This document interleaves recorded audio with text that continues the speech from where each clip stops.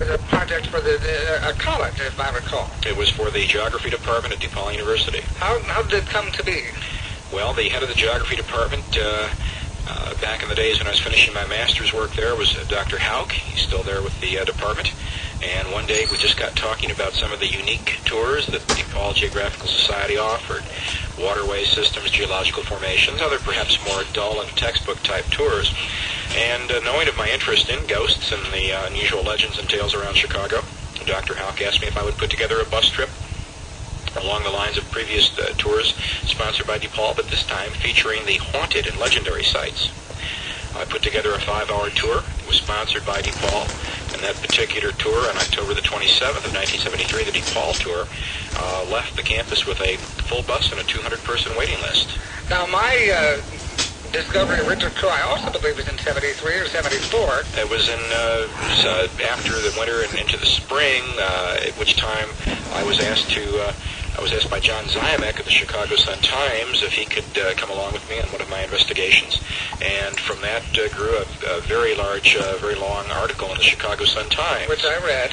Which was eventually syndicated around the country. You caught it at that time, got in touch with me, and we got together and discussed things, and we've been coming together ever since. That was a tour, or not a tour, but an investigation up in Kenosha County, Wisconsin, was it not? The famous Great Kenosha Ghost Hunt, as it was called. That was, is that 74?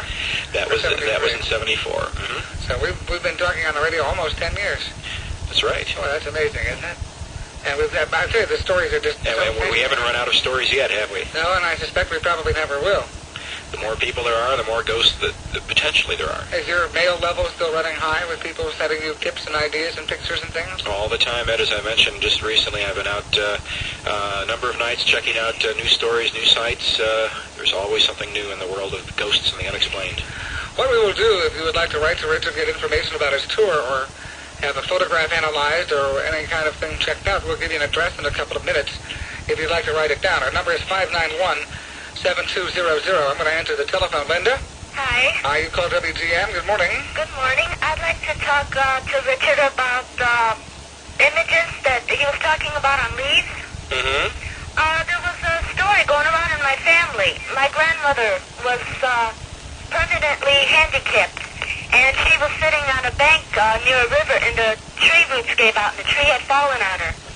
And after they cleared up the accident and they took pictures, her face was supposed to have been imprinted on the leaves. And I was wondering if that is really possible or if it's really just a story. Well, do you have a copy of the photograph? My uncle in Florida is supposed to have photographs of yours. Where did that take place? I can't remember exactly where in Florida, but they live near the swamp. Oh, brother. Well, this is a long time ago. Forgive me for laughing. Well, I certainly would like to have a copy of that photograph to take a look at, because I think it may well be along the lines of things we were talking about. That's what I was wondering, because I always thought it was just a story until I heard you talking about it. And I had it one day. See, I was only a couple months old when my grandmother had this accident. And she said that there really are photographs and that my uncle has them. Why don't you try and get a copy and send it to Richard for analysis? Well, I can see if he still has any left. Okay, I certainly hope he does, and if, all we need is a print from a negative, we don't need the originals necessarily, as long as we can get a clear print from the negative. Could something like that possibly happen because it was more or less a violent type of death? Well, as I mentioned earlier, from the days of photography's development in the 1860s, there have been stories like this, of things being caught on film, which are quite mysterious. And for some reason, images in leaves and the shadows and in brush and foliage, this is one particular aspect of this psychic photography type occurrence that has been noted again and again. And all I can say is it does fit a pattern. I don't know about your individual case, of course, until I look into it, but it certainly is a possibility. And I would love to take a look at a photograph that you think shows us. See if we can find it. We'll give you the address in a moment, okay? All right, Linda, are you still there? Yeah, can I ask one more thing? Sure. Is there a technical name for this that is easy to remember? Photo anomaly, but that's really something. Photo what? A photographic anomaly is what I would prefer to call it. But there are other names in Britain. They sometimes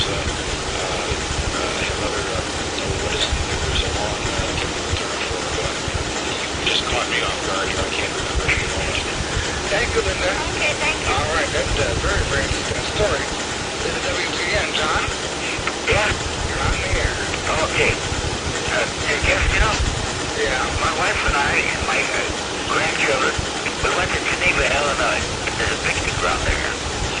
And we had a nice time there. And we put one of our grandchildren on the swing, you know. And I had a Polaroid camera. And I said, take a picture of her swinging, you know.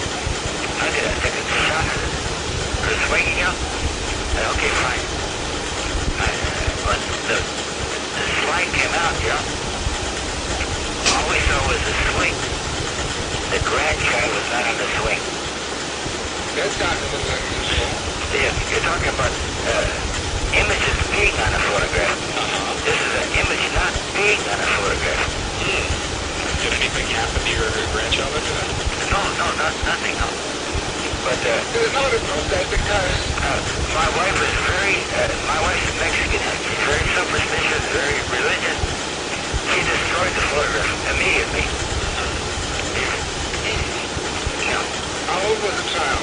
About 3 or 4 years old. And how long ago did that happen? About 5 or 6 years ago. Yeah, and unfortunately there's no evidence of it. No evidence. I've never heard of anything like that. That's unusual. That's a curious one. It reminds me of a story some years ago. There was one of those popular paperbacks of an expedition somewhere to Java or somewhere like that up the Ceylon or somewhere in that area. And they were photographing this beautiful dancing girl. When they developed the film, there's all the scenery in the background, no dancing girl. But that's curious that you would, I mean, you know the person, you know that it was your granddaughter, and she was right there in the picture, and she wasn't. That's quite curious. Thanks for your call. You go back and try that again. Put a child in that swing and see what happens next time you do something like that in that spot. WTN. Yes. You're on there. Yeah, this is Davis on Prospect Online.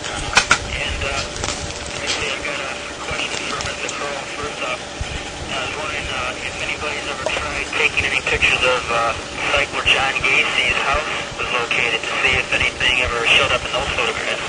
Well, interesting you should bring it up. I was there on the spot with a friend of mine from the south side, Dale Kizmarek, and we were shooting some infrared. But unfortunately, or fortunately, I suppose, maybe for that matter, we didn't get anything unusual, anything out of the question. Places like that, though, I think would be a natural place to try your inclination to try to pick up something on film. And you would think that quite possibly you could get something. So far, to my knowledge, no one's been able to pick up anything unusual at that spot. Have you tried it yourself? No, I haven't tried it myself, but after listening to your program tonight, I think I'm going to. Let me see. Also, I can say hello to my friend Carl. If there was, and it's ever happened to anybody else in your experience. Footsteps following people? Yeah, I'd walk up the stairs, be like 1 or 2 o'clock in the morning, and it's like I'd be putting the key in the lock, and all of a sudden it was like there was another person walking up the stairs behind me. Now, did they sound like your footsteps? Well, footsteps, period. They didn't sound exactly like mine. Like not like it was an echo. It was like it was as if there was another person following about 2 to 3 feet behind me. Okay. Are you of Scandinavian descent, by the way? No, I'm not. There is a certain type of Scandinavian ghost, if you will, and it sort of imitates somebody at a different time. Let's say coming home an hour before you come home, and it imitates you, and you hear the key in the lock and the footsteps and things like that. That's possible. But as to following that closely, that's interesting. There was a case in the southeast suburbs of the Chicagoland area of footsteps following people down a certain stretch of roadway. You'd walk down that roadway alone at night and you hear footsteps behind you. Yeah. But for an indoor site, no, that's the first time I've heard that. Anything interesting in the history of that site, that building? Well, there was a story going around that the building is a fairly old building. It was built in the 1920s, and there was a family that resided on the 2nd floor, and a little boy in the family died of leukemia in the house about maybe 10, 15 years before we got moved in. So, I don't know if it was the spirit of the kid or what. Quite curious now. Are you there much, that house anymore? Well, I used to live there. I don't live there anymore. But this time this happened, I was living there, yeah. Were you the only person that it happened to? Yeah, not my brother or my mother, my father ever reported ever, hearing anything like that. Well, why don't you keep tabs on it and see if it's still around, and take some notes to find out when it happens, the hour, the day, and you might be able to discern some pattern to it. It always seemed to happen between 1 a.m. and 2 a.m. I remember that much. All right, thank you, Ed, for some interesting stuff. Okay, thank you. All right, thank you. Bye-bye. Our number is 591-7200. Mitch? Hi, Ed. Hi there. I'll tell you, I originally called just to find out what that song was that you started the session off with. Good old-fashioned cool day. But I'll tell you now, see, I have a severe case of ADD. Anything like this scares the devil out of me, and I will, right now, I'm in my bedroom with the light on, I will not go to sleep at night. And I would recommend that you not allow your legs or arm to dangle over the edge of the bed of the room. Don't say that. If the boogie man will take you by the leg and drag you under the bed, you'll never be seen again. That's what I'm afraid of. Listen, this is no joke to me, but I'll tell you, Richard said something a short while ago. He said that there are a lot of things happening around us that we don't know about, and that's not something I want to hear. I want everything to be happy and cheerful. But anyway, the question I wanted to ask was, I had read somewhere about a story about a fireman who was washing a window one time, and he had to leave from his post there because there was a fire. And it turns out he got killed at the scene of the fire, but there was a handprint left on the window. Have you ever heard that story? The famous Chicago story, Ted, I think you probably heard that. It's a Ken Little story, in fact. That is associated with the Chicago Fire Department. I forget the Union House where that happened, but that story has been traveling around the Chicago Fire Department for years. The firefighter education was Houston was in Illinois would not come out. And I believe some years later somebody actually broke the window. From what I understand from Ken Little, the fire department has story, and of course there went the evidence. But it was there for a very long time, I believe. I've seen the photograph of the window with the mounted in unemployment coverage stuff. Yes. But that is a confirmed story. Yes, it is. Oh, okay. Well, I'll tell you, thanks for the kind of development of Philip and Walker Door State when you turn the program on. I think that would be a big mistake. These sort of things really scare the devil out. Okay, I like that little question. What possesses people to go out and take photographs of tombstones? It's a natural thing to do when you're taking my bus there. I instead of my literature, bring your camera. I think we should underline that a few times now because of some of the recent luck that people have had. But it's just a natural curiosity, I think, of people visiting historic sites and interesting sites who want to have a photograph or two of that spot.